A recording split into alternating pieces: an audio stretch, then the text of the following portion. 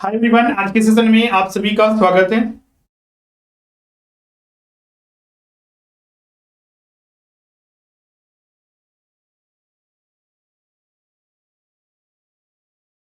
एक बार कंफर्म कर दिया आप सबको ऑडियो वीडियो क्लियर है।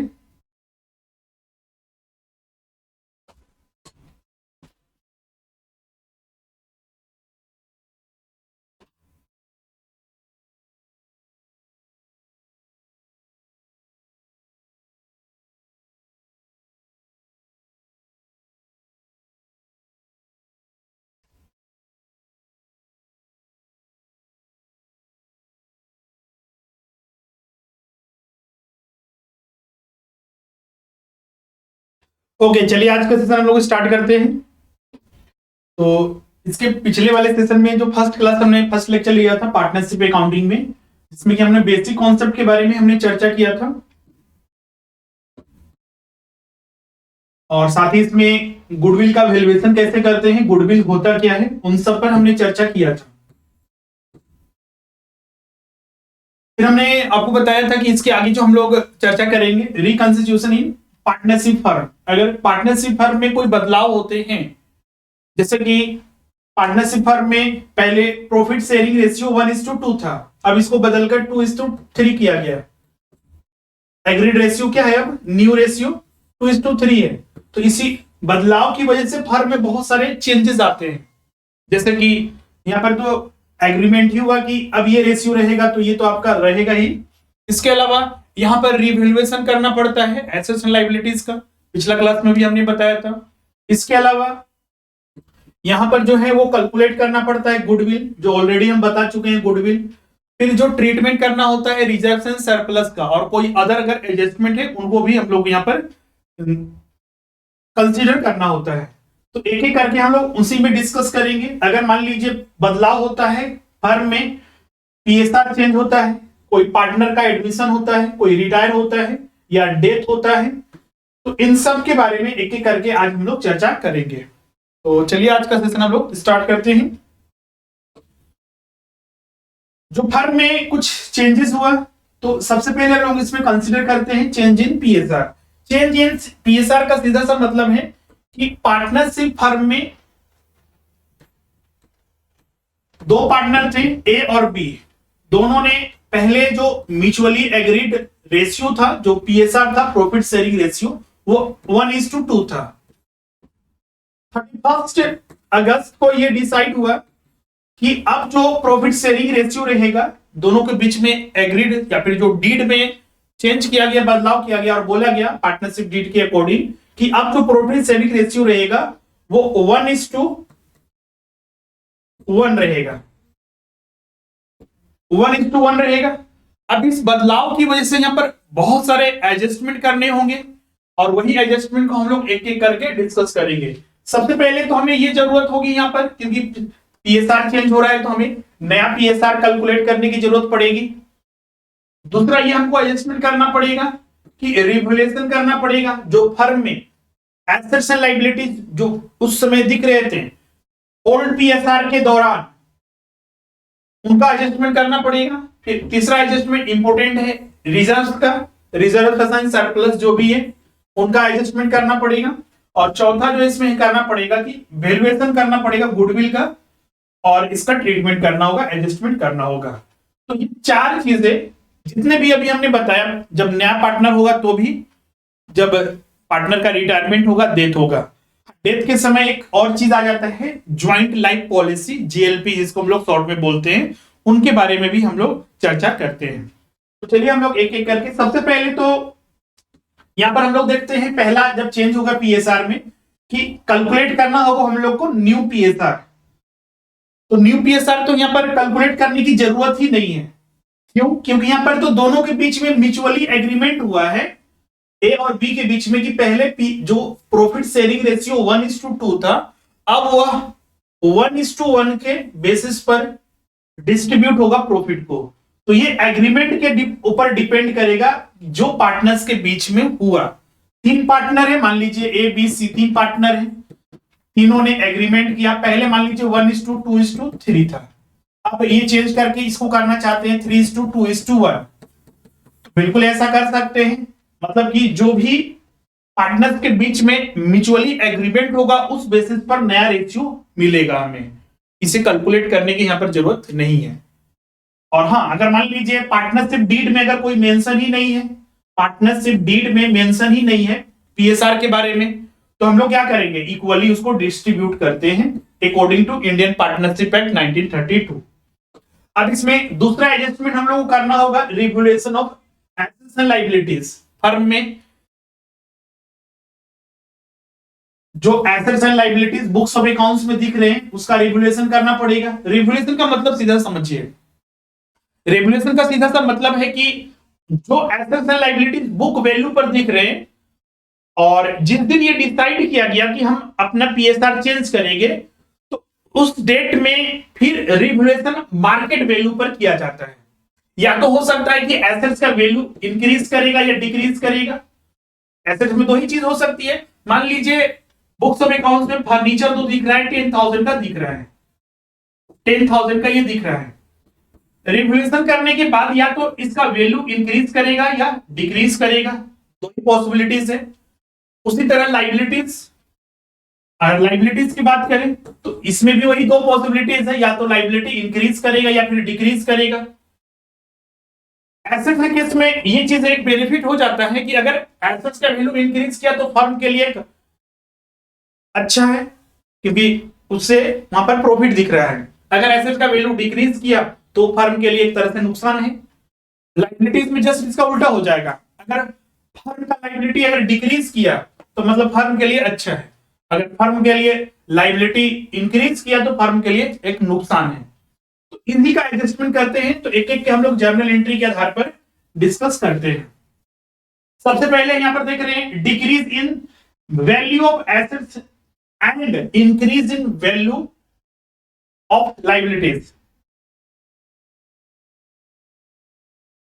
एसेट्स ही होगा, decrease increase in value of assets. सबसे पहले तो डिक्रीज, यहां पर एसेट्स का वैल्यू हम लोग देखते हैं डिक्रीज हुआ, डिक्रीज हुआ। एसेट्स का जो बैलेंसेस होता है क्या, डेबिट बैलेंसेस होता है। अब ये वैल्यू डिक्रीज हुआ, कम हुआ, तो इसको आप क्रेडिट करना होगा। तो देखिए यहां पर एसेट्स अकाउंट को क्या किया है, क्रेडिट कर दिए हैं। तो रेगुलेशन अकाउंट डेबिट करेंगे जितना वैल्यू से वो डिक्रीज हुआ, और टू एसेट्स अकाउंट। क्लियर है यहां पर सभी को। फिर अगर इंक्रीज हुआ तो इंक्रीज करेंगे, तो इंक्रीज हुआ मतलब कि मान लीजिए डेबिट बैलेंस 10,000 फर्नीचर दिख रहा था, अब उसका वैल्यू मान लीजिए 12,000 हो गया, मतलब कि 2,000 इंक्रीज हुआ, तो 2,000 से और डेबिट कर देंगे इसको, तो assets account debit to regulation account. 2,000 यहां पर दिखेगा और 2,000 यहां पर। ये वो वैल्यू है जो इंक्रीज कर रहा है, ध्यान रखिएगा। अब यहां पर दूसरा केस हम लोग लेते हैं, इन केस ऑफ इंक्रीज या डिक्रीज ऑफ लायबिलिटीज, जो अनरिकॉग्निटेड लायबिलिटीज है। लायबिलिटीज अगर मान लीजिए इंक्रीज किया, लायबिलिटी इंक्रीज किया, लायबिलिटीज का जो बैलेंसेस होता है, कौन सा बैलेंसेस होता है, क्रेडिट बैलेंस होता है। अब लायबिलिटी यहां पर इंक्रीज किया, और इंक्रीज किया मतलब कि ये और क्रेडिट हुआ। मान लीजिए पहले लायबिलिटी 2,000 था, अब यहां पर 1,000 रेगुलेशन करने के बाद और बढ़ गया, तो अब टोटल लायबिलिटीज कितना दिखेगा, 3,000। तो इसीलिए लायबिलिटीज को फिर से क्रेडिट करेंगे टू क्रेडिट अकाउंट, इंक्रीज किया है ये, regulation account debit to liabilities account. Clear यहां तक सभी को।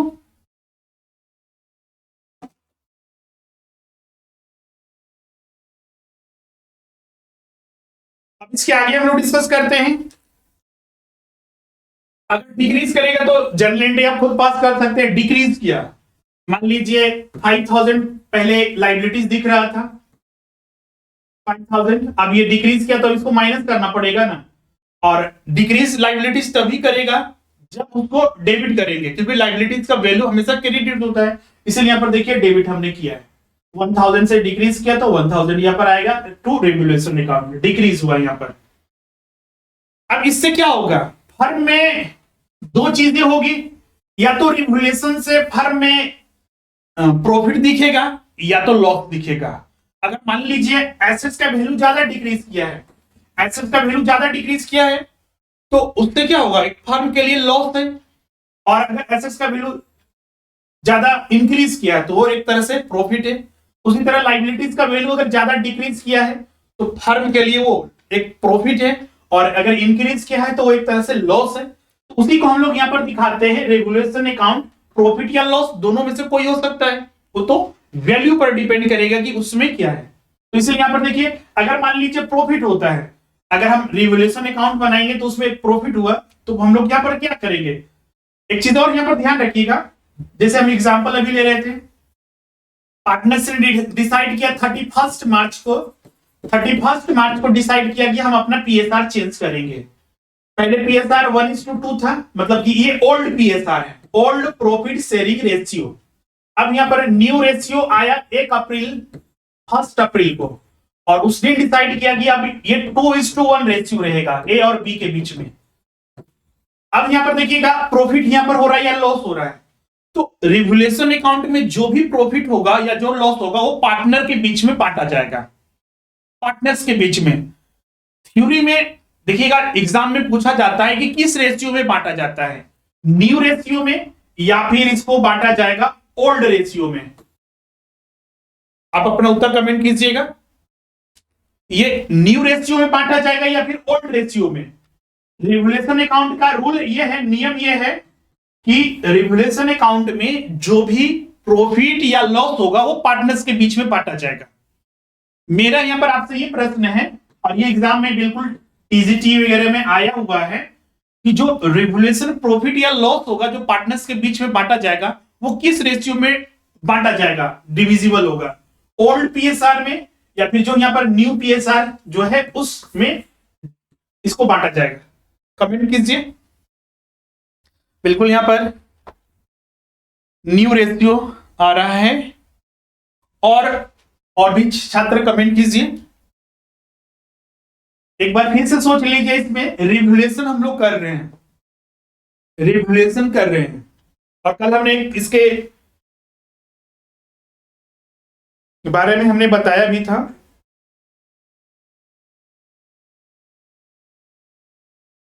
लाइव सेशन हम लोग इसीलिए रहते हैं कि अब चीजों को उसी वक्त सोचिए।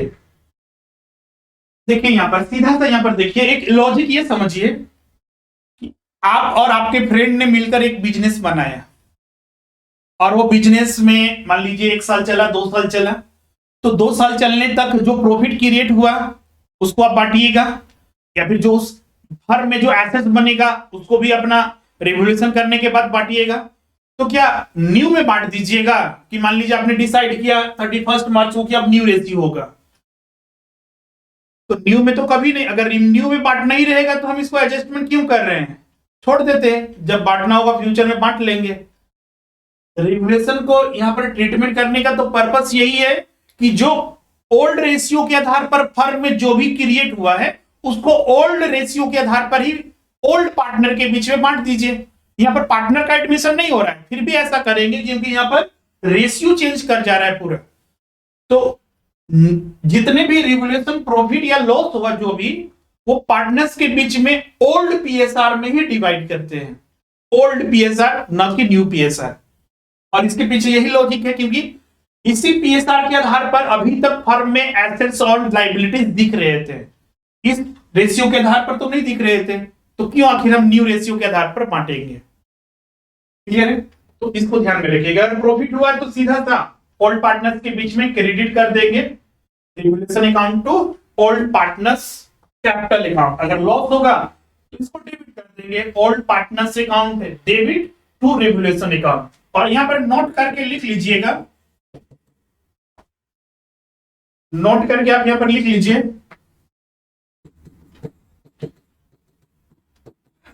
रिवैल्यूएशन अकाउंट में जो भी प्रॉफिट होगा, प्रॉफिट या लॉस होगा,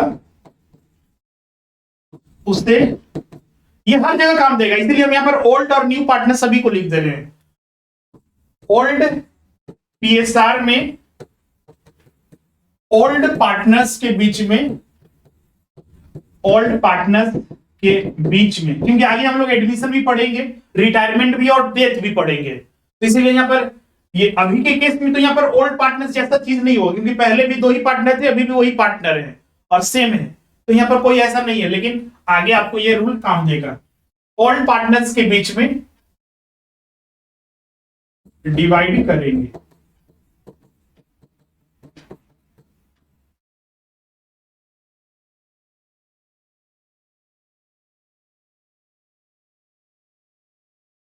तो ये रिवोल्यूशन अब ध्यान रखिएगा, इसको अगर आप यहाँ पर समझ गए तो आगे आपको यही चीज समझना है। जब एडमिशन कराएंगे पार्टनर्स का तो वहां पर भी सेम एडजस्टमेंट होगा, जब हम रिटायरमेंट करवाएंगे तो वहां पर भी सेम, रिवोल्यूशन का हमेशा सेम रहेगा। तो एक जगह हम लोग यहाँ पर समझ गए तो आगे यही सिर्फ हम लोग को कैरी फॉरवर्ड करना है। डेट होगा पार्टनर का तो सेम यही रहेगा। जैसे गुडविल, गुडविल का वैल्यूएशन हम ऑलरेडी पिछले क्लास में कर चुके हैं। तो गुडविल का वैल्यूएशन का मेथड चाहे वो पीएसआर चेंज हो, चाहे एडमिशन हो, चाहे रिटायरमेंट हो या डेथ हो, हर जगह सेम रहेगा। तो हर जगह हम लोग अलग अलग तो नहीं पढ़ेंगे, सिर्फ जो उसका एडजस्टमेंट है उसको एक बार हम लोग रिवाइज कर लेंगे। अब यहाँ पर आते हैं, अब फर्म में एक चीज और होता है, वो होता है प्रॉफिट। जैसे अभी हम बता रहे थे तीसरा एडजस्टमेंट इसमें सबसे इंपॉर्टेंट होता है, वो रिजर्व्स का ट्रीटमेंट और जो भी एक्युमुलेटेड प्रॉफिट या लॉसेस है उसका adjustment. Reserve, general reserve partners ने बना कर रखा है। मान लीजिए पार्टनर्स ए और बी ने डिसाइड किया, ए और बी ने कि 31 मार्च को कि हम अपना रेशियो चेंज करेंगे। पहले रेशियो इसका जो था 1:2 था। 31 मार्च के बाद इन्होंने डिसाइड किया कि इस वित्तीय वर्ष से मतलब 1 अप्रैल से 1 अप्रैल से जो रेशियो होगा वो 2:1 रहेगा, 2:1 रहेगा।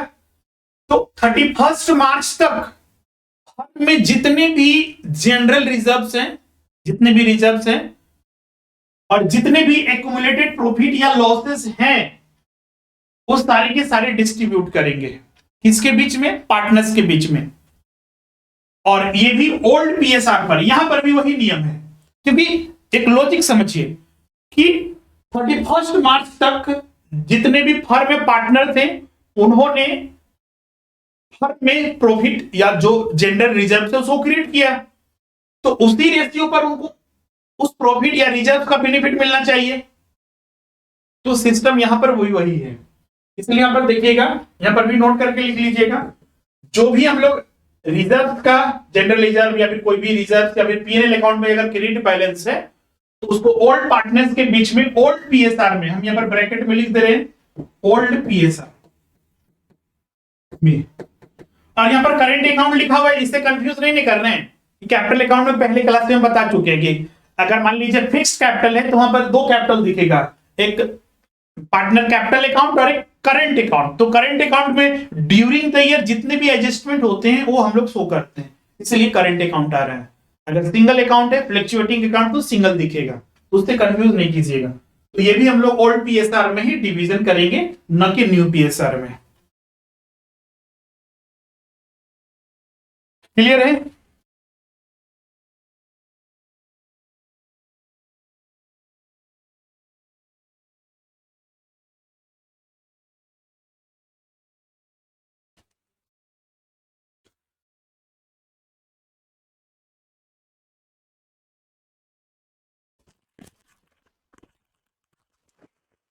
एक बार फिर इसको देख लीजिए, अगर कोई यहाँ पर डाउट है तो आप यहाँ पर पूछ लीजिएगा।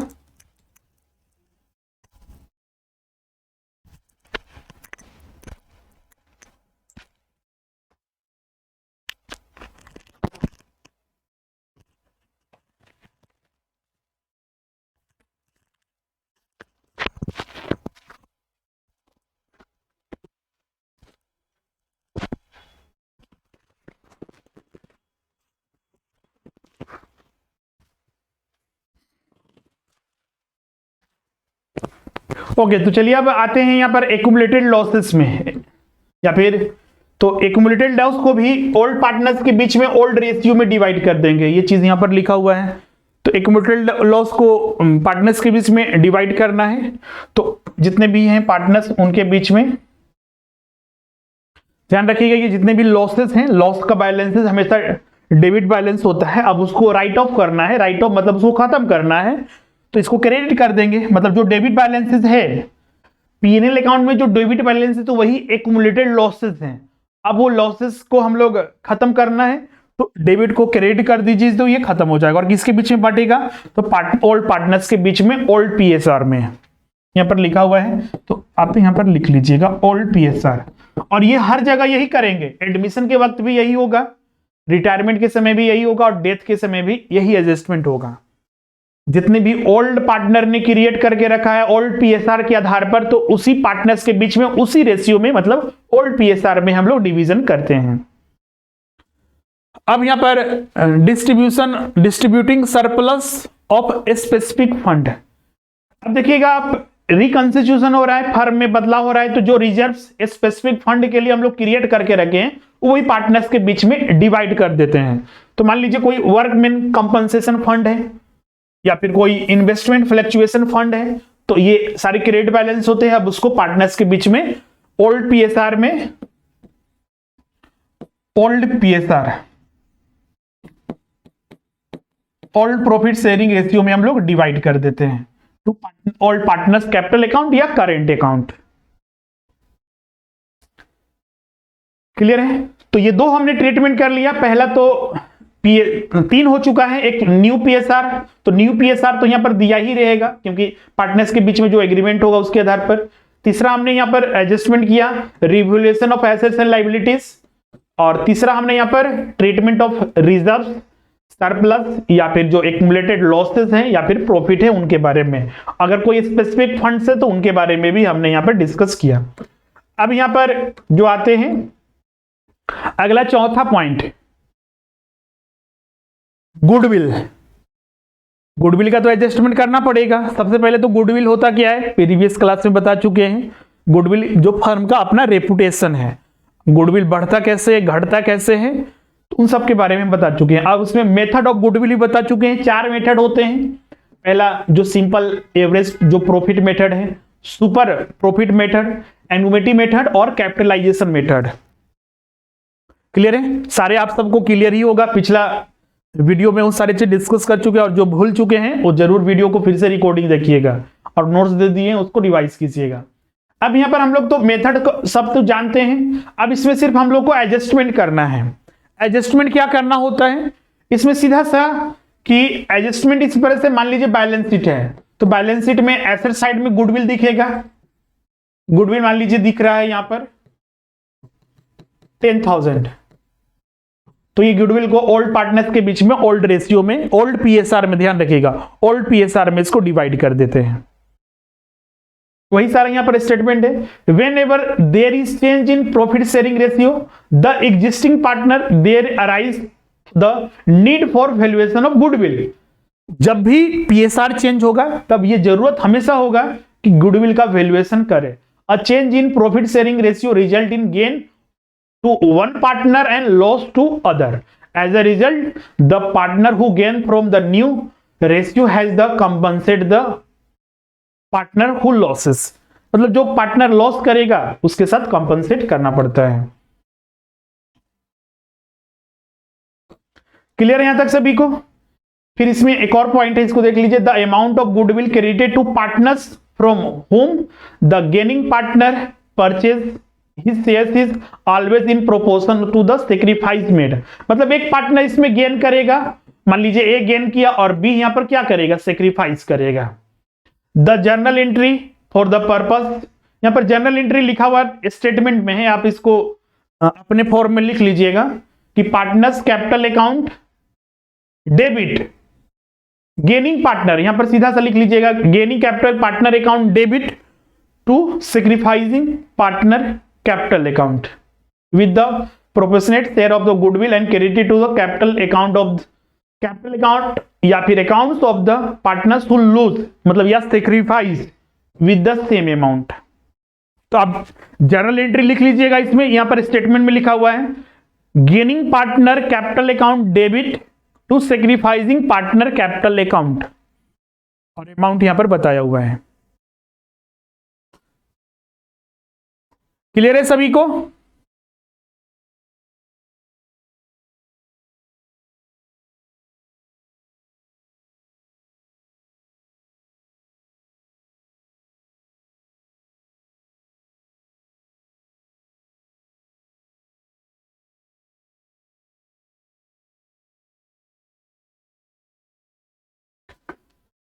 ओके, चलिए अब आगे हम लोग बढ़ते हैं।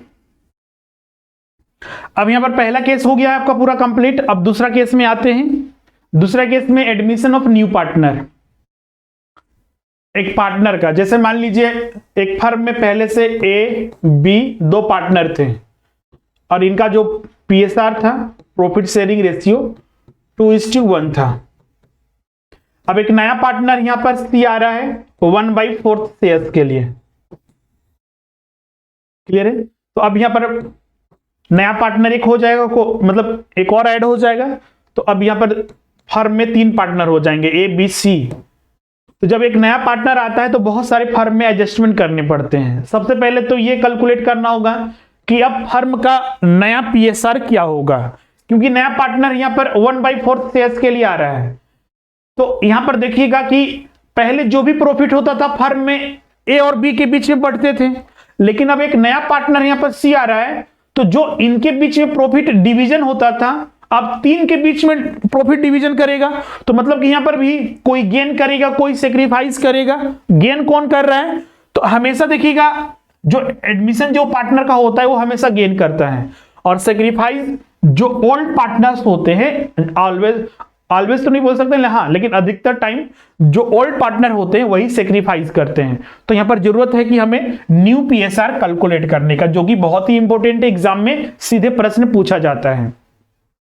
दूसरा हम लोग करना पड़ेगा एडजस्टमेंट की revolution of assets and liabilities, जो कि सेम एज प्रीवियस होगा। जो अभी हमने पढ़ा सेम टू सेम यहां पर वही होगा, हम लोग इसके लिए कोई अलग नहीं करेंगे। तीसरा एडजस्टमेंट करना पड़ेगा treatment of reserve, surplus, accumulated losses, profit, या फिर कोई स्पेसिफिक फंड है तो जो अभी हमने सेम पढ़ा सेम रहेगा आपका। और चौथा यहां पर करना होगा वैल्यूएशन ऑफ गुडविल, जो ऑलरेडी पिछले क्लास में बता चुके हैं, और इसका ट्रीटमेंट जो अभी हमने थोड़ी देर पहले बताया पीएसआर चेंज के केस में वो सेम होगा। तो मतलब कि हम लोग यहाँ पर 2 और 3 में कोई अलग से मेहनत नहीं करना है, सिर्फ हम लोग को इस पर मेहनत करना है, और ये इंपॉर्टेंट भी है एग्जाम के पॉइंट ऑफ व्यू से। हर तरह के एग्जाम, चाहे वो पीजीटी हो, टीजीटी हो, या फिर नेट जीआरएफ हो, वहां पर पूछा ही जाता है ये पीएसआर कैलकुलेट करने के लिए, और बहुत बार आया भी है। अब यहां पर देखते हैं कि इसमें किस तरह से एडजस्टमेंट करते हैं। तो सबसे पहले हम लोग यहां पर देखते हैं कि न्यू पीएसआर कैसे कैलकुलेट किया जाता है। तो न्यू पीएसआर हम लोग को कैलकुलेट करना है, तो उसका यहां पर एक फार्मूला है कि new PSR is equal to old PSR. जैसे कि यहां पर 2 पार्टनर थे पहले ए और बी, तो उनका अपना कुछ पीएसआर होगा, उसमें से माइनस कर देंगे सेक्रीफाइसिंग रेशियो। अभी सेक्रीफाइसिंग रेशियो कैसे निकालते हैं वो हम लोग फार्मूला के आधार पर नहीं, बल्कि न्यूमेरिकल को एक सॉल्व करके देखेंगे, उसके आधार पर यहां पर कैलकुलेट करेंगे। सबसे पहला प्रश्न हम लोग देखते हैं। प्रश्न क्या है? P and Q are equal partners. Equal partner का मतलब समझ गए ना कि इनका ओल्ड पीएसआर 1:1 है। R is admitted in as the new partner and he is given 1/5 share in the profit. P और Q फर्म के ओल्ड पार्टनर है जिनका ओल्ड पीएसआर 1:1 है। एक नया पार्टनर R एडमिट हो रहा है, ये न्यू पार्टनर है जो कि फर्म में 1/5 शेयर्स के लिए इंटर कर रहा है। अब इसी के बेसिस पर आप नया पीएसआर कैलकुलेट करना है। न्यू पीएसआर कैलकुलेट करें, न्यू पीएसआर यहां पर कैलकुलेट करना है।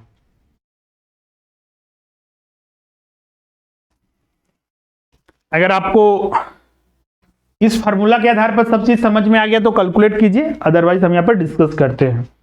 हम लोग और कुछ नहीं करेंगे। जब इस तरह के प्रश्न आए तो सीधा सा जो फार्मूला है उसको लिखिए। पहला स्टेप यही है। हम यहां पर इंडिविजुअली एक एक स्टेप पर चल रहे हैं, तो पहला आपको यही काम करना है कि फार्मूला अपना लिख लीजिए। पहला स्टेप यही है।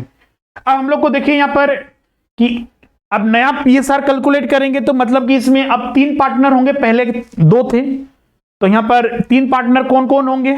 तो एक P होगा, एक Q होगा और एक R होगा।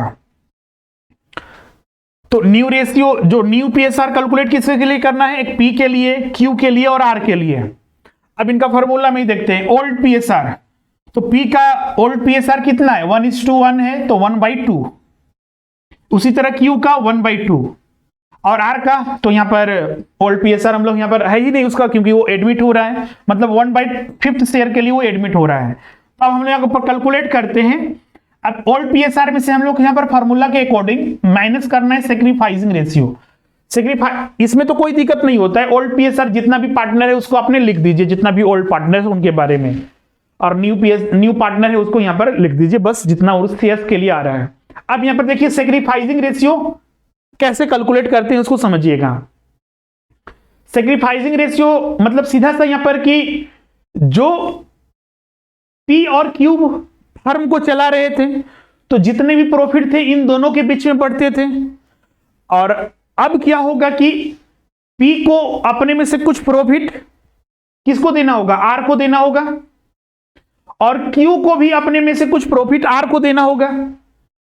दो पार्टनर थे पी और क्यू, अब एक न्यू पार्टनर आ रहा है आर, तो पी और क्यू के बीच में पहले जितने भी प्रॉफिट था पी और क्यू के बीच में बढ़ता था, लेकिन आर के आने से पी को अपना कुछ प्रॉफिट आर को देना होगा और क्यू को भी अपना कुछ प्रॉफिट आर को देना होगा। मतलब दोनों पार्टनर यहां पर सेक्रीफाइस करेंगे और आर यहां पर गेन करेगा, तो सेक्रीफाइसिंग रेशियो इसी आधार पर कैलकुलेट करेंगे।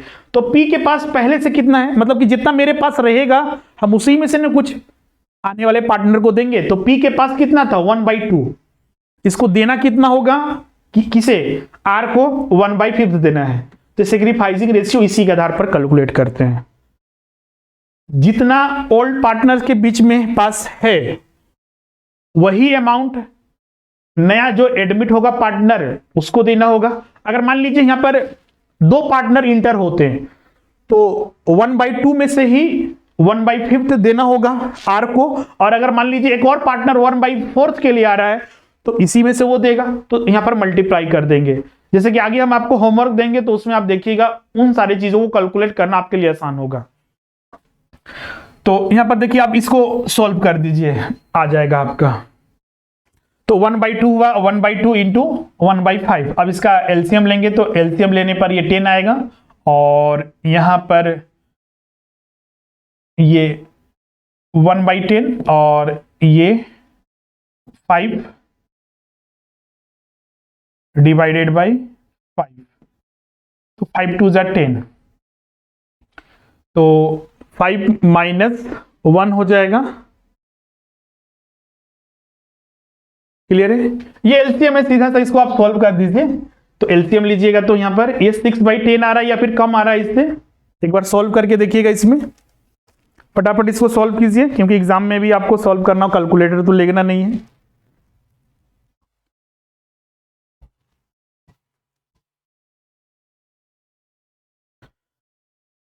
ये समझ गए ना सेक्रीफाइसिंग रेशियो कैसे कैलकुलेट किए हैं, यही आपके लिए सबसे ज्यादा इंपॉर्टेंट है। इसका कैलकुलेशन इंपॉर्टेंट नहीं है, वो तो आप कैलकुलेट कर ही लीजिएगा।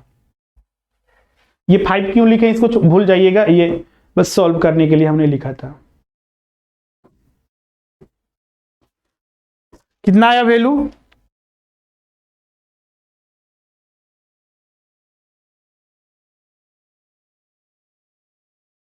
ये शायद 4 ही होना चाहिए, 4 आ रहा है। सॉल्व नहीं कर रहे हैं, कोई भी क्लिनिकल मैथ भी नहीं सॉल्व हो रहा है।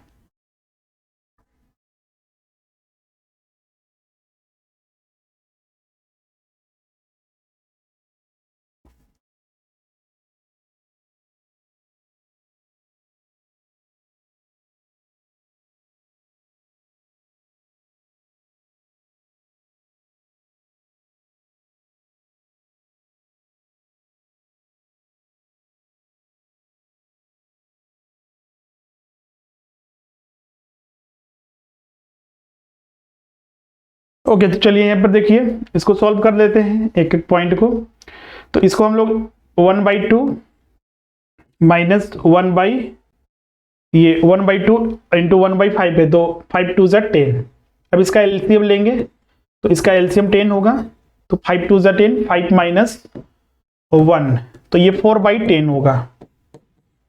तो यहां पर ये 4/10 होगा।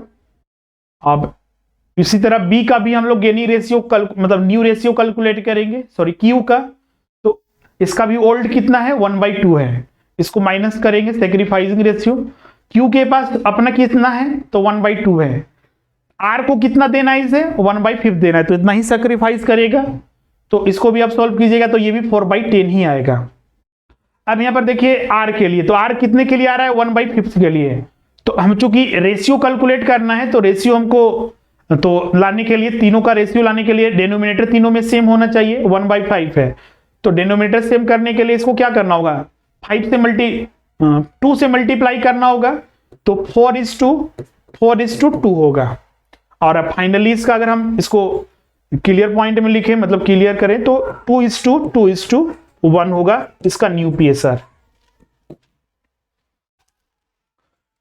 क्लियर है? 2:1 होगा।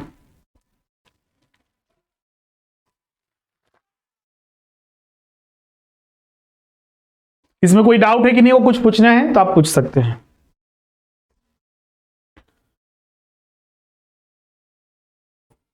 एक यहां पर एक और प्रश्न है, यहां पर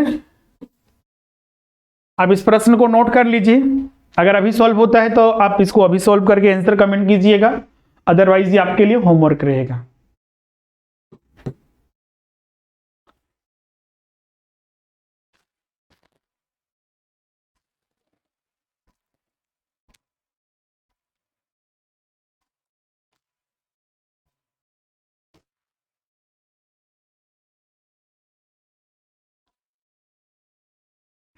सीधा सा प्रश्न है, एक्स वाई दो पार्टनर हैं, प्रॉफिट शेयरिंग रेशियो 7:3 है। यहां पर एक नया पार्टनर जेड एडमिट हो रहा है, कितने शेयर्स के लिए, 3/7 शेयर्स के लिए, in the new firm in which he takes 2/7 from X और 1/7 from Y. The new ratio of the X Y Z will be 7:3:3:2:4 4:2:3 6:14 6:15 या 29:11:30। यहां पर देखिएगा बहुत सारे छात्र कंफ्यूज कर जाएंगे, जैसे कि यहां पर प्रीवियस प्रश्न में ये नहीं लिखा हुआ था कि यहां पर पी और क्यू कितना सेक्रीफाइस कर रहा है, वो हमें कैलकुलेट करना पड़ा, तब हमें पता चला। अब इस देखिएगा इस प्रश्न में ये भी मेहनत नहीं करना है, सीधा यहां पर दिया हुआ है कि यहां पर सीधा लिखा हुआ है जेड को कितना शेयर चाहिए, 3/7, और ये इसको 3/7 किस रूप में मिलेगा, तो x से मिलेगा और y से मिलेगा। और यहां पर प्रश्न में भी लिख दिया है कि x कितना देगा, तो 2/7 देगा, मतलब 2/7 x सेक्रीफाइस कर रहा है और y सेक्रीफाइस वो कर रहा है 1/7 है। तो यहां पर ये सेक्रीफाइस रेशियो अलग से कैलकुलेट करना भी नहीं है, सीधा सा फार्मूला में पुट कर दीजिए, new share minus old PSR minus sacrificing ratio. सबसे पहले x का, तो x का ओल्ड कितना है, 7/10, 7:3 था तो 7/10 हुआ। सेक्रीफाइसिंग यहां पर कैलकुलेट करना ही नहीं है, क्योंकि यहां पर दिया हुआ है कि x कितना सेक्रीफाइस कर रहा है, तो 2/7 सेक्रीफाइस कर रहा है, तो सीधा सा 2/7 हमने लिख दिया। अब इसको सॉल्व कीजिएगा तो 29/70 आएगा। और y का यहां पर दिया हुआ है, तो y का ओल्ड शेयर कितना है, y का जो है 3/10 है।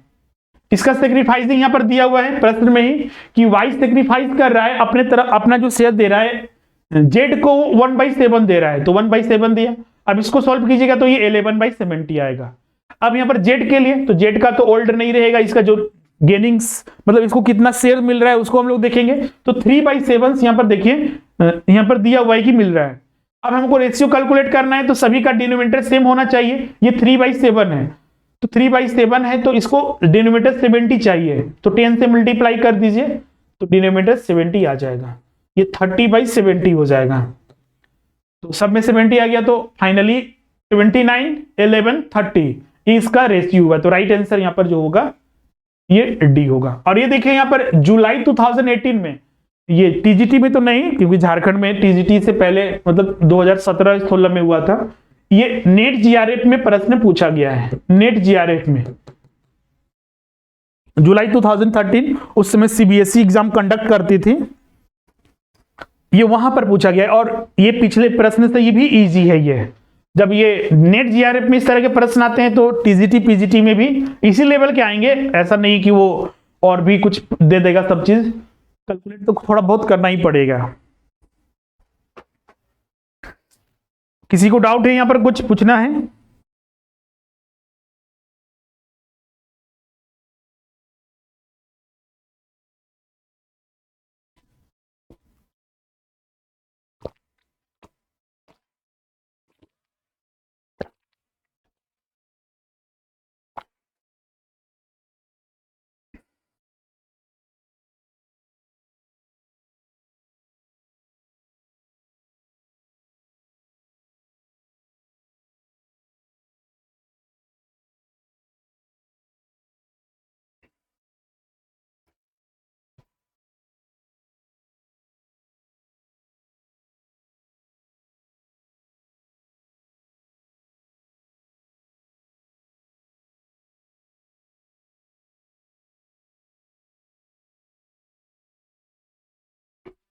ओके, तो चलिए अब इसमें हम लोग आगे बढ़ते हैं।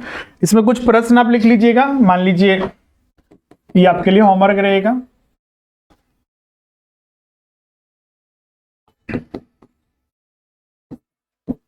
ए और बी दो पार्टनर हैं, इनका ओल्ड जो पीएसआर है 2:3 है। एक सी पार्टनर है, मतलब न्यू पार्टनर जो एडमिट हो रहा है सी, ये 1/3 के लिए, और एक डी भी इंटर हो रहा है, ये 1/4 के लिए। तो न्यू पीएसआर क्या होगा वो कैलकुलेट करना है। इसको नोट कर लीजिए। एक और यहां पर प्रश्न है,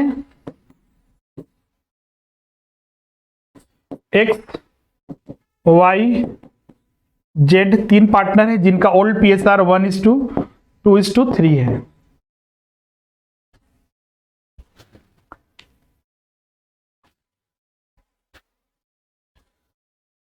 एक नया पार्टनर है पी, ये न्यू पार्टनर है,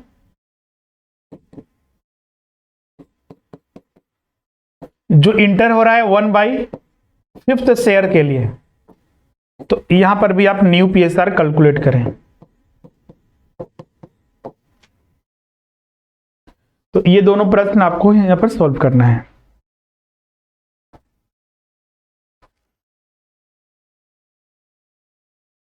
तीन पार्टनर है, दूसरा केस में तीन पार्टनर है ओल्ड, यहां पर हम ओल्ड लिख दे रहे हैं। न्यू पार्टनर हो रहा है पी 1/5 के लिए। सॉल्व जरूर कीजिएगा।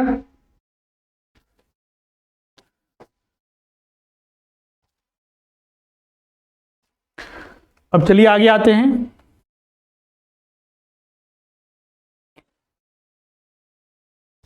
गुडविल, ऐसे तो हमने बताया एडमिशन ऑफ पार्टनर में जो सबसे इंपॉर्टेंट है वो न्यू पीएसआर कैलकुलेट करना सबसे इंपॉर्टेंट है। अब यहां पर एक और एडजस्टमेंट करना पड़ता है गुडविल का।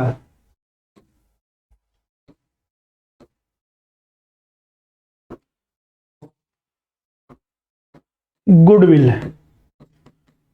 गुडविल क्या है ये पता है आपको, वैल्यूएशन ऑफ गुडविल कैसे करते हैं ये भी बता चुके हैं। अब इसका ट्रीटमेंट, जब न्यू पीएसआर कैलकुलेट करते हैं तो उसका ट्रीटमेंट आपको बता चुके हैं कि एक पार्टनर वहां पर सेक्रीफाइस करता है और एक गेन करता है, तो उसको जर्नल एंट्री के तौर पर उसका एडजस्टमेंट करते हैं और उसका जो प्रोपोर्शनेट रेशियो होता है उसके आधार पर कैलकुलेट कर लेते हैं। लेकिन यहां पर जब एडमिशन होता है पार्टनर का तो यहां पर थोड़ा ट्रीटमेंट के वक्त इसमें थोड़ा बदलाव होता है। अब बदलाव क्या होगा उसको समझिए। जब एक नया पार्टनर इंटर होगा तो हो सकता है कि उस दिन बैलेंस शीट में, मान लीजिए एक पार्टनर इंटर हो रहा है 1 अप्रैल को, तो 1 अप्रैल के दिन जो बुक्स ऑफ अकाउंट्स है, मतलब 31 मार्च को जो बुक्स ऑफ अकाउंट्स क्लोज हुआ, उस दिन बुक्स ऑफ अकाउंट्स में एसेट साइड में गुडविल जो दिख रहा है 50,000 दिख रहा है। तो पहला केस ये हो सकता है। दूसरा केस ये हो सकता है कि गुडविल वहां पर दिख ही ना रहे हो, नहीं दिख रहा हो। क्लियर है? कभी ये हो सकता है कि गुडविल निगेटिव में हो सकता है।